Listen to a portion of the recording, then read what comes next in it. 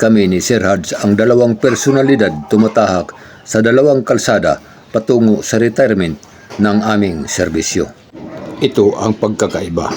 Ako'y na-terminate bilang isang PC trainee at nag-apply ulit sa enlistment.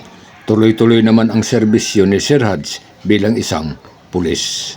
Nang ako'y nagbalik sa civilian life, ako'y nag-enroll ng Junior Secretarial Science para magkaroon ng kaalaman sa typewriter at office filing.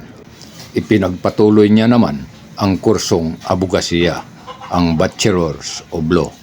Naipasa ni Sir ang licensing examination ng criminology bilang criminologist. Naipasa ko naman ang promotional examination ng NAPOLCOM, ang SPO o Senior Police Officer, promotional examination ng Non-Commissioned Officer.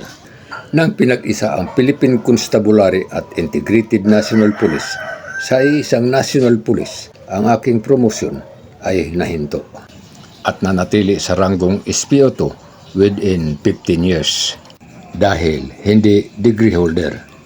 Tuloy-tuloy naman ang promotion ni Sir at binigyan naman kaming pagkakataon na mag-aral para hindi tamaan sa attrition at ipinagpatuloy ko naman ang aking pag-aaral sa kursong Bachelor's of Science in Commerce, Major in Management.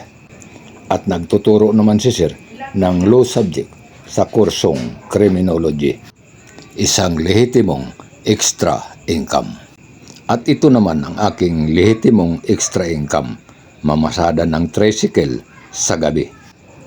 Ito naman ang in addition to other duties ni Sir bilang hipi ng investigation section, Samara Hearing Officer o PRO9 at sa Buanga City Police Office.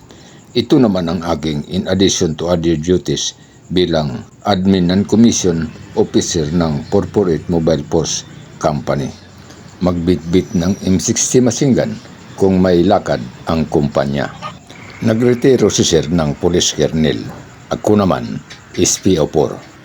Ito ang kaibahan sa pinaghandaan at hindi pinaghandaan sa larangan ng education.